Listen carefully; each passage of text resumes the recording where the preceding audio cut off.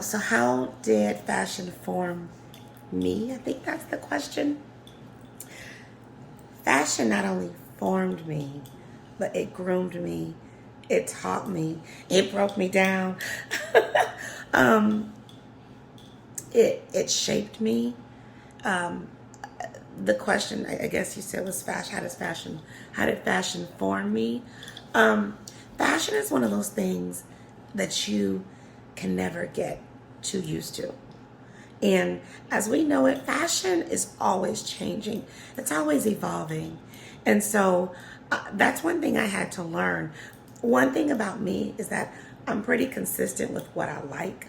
I like lots of things, but there is, I guess you could say, the crux of the things that I like are pretty consistent. And so I had to learn how to be more flexible with fashion. I had to learn how to be more accommodating.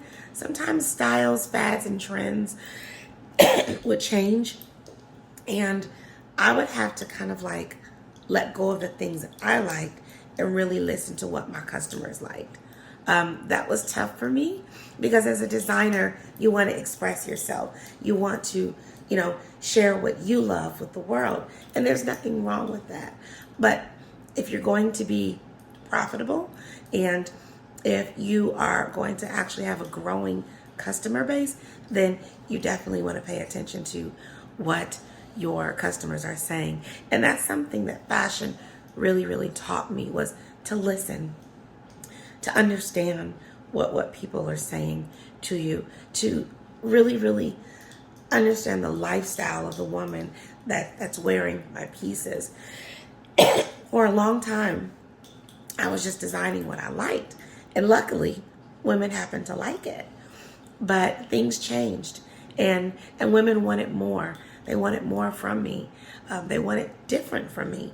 And so there was a moment in my career where I had to kind of take a step back and really, really gain a better understanding of the industry, of how it's changed, and ultimately how I've changed, and how I could actually marry myself back to the industry.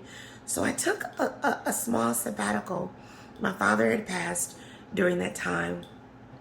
It was after I had completed the Macy's Chicago Fashion Incubator Program, and I had experienced a really, really bad breakup. And so I was in a really dark place. And so I took some time away from the business to really, really gain a better understanding of who I was as a woman, as a business owner, and ultimately as a designer. And in that time, I call it cocooning. I think all of us need to cocoon at some point of our lives, where we need to take a step away from what we're doing to gain a better understanding of who we are, what we want, what we desire, how we're going to get it, and where we're headed. And that was a very fragile time in my life because I was broken. My self-esteem was low. I just wasn't in a really good place. And that time that I took to be with myself, to be with God, and to really just understand what it is that I wanted out of life as a business owner was the best time that I could have taken for myself. It didn't feel like it was the best time, but it was the best time that I needed to restore and really, really come back to who I was as a designer and as a business owner.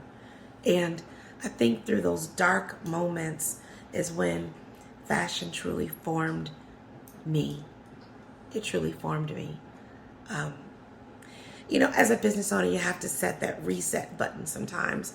Sometimes you have to take a step back, start over, do things differently, unlearn a lot of what you've learned to relearn new things again. And I think after my move to Texas, things were very different in my life and in my business. And I was learning how to reconstruct that and really, really stay afloat. And luckily, God didn't leave me.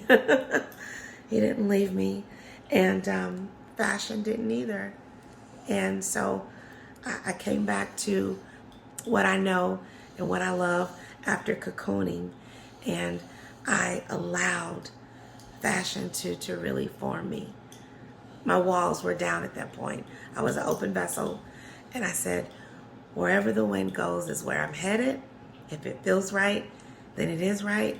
And that's when I saw my business go to another level.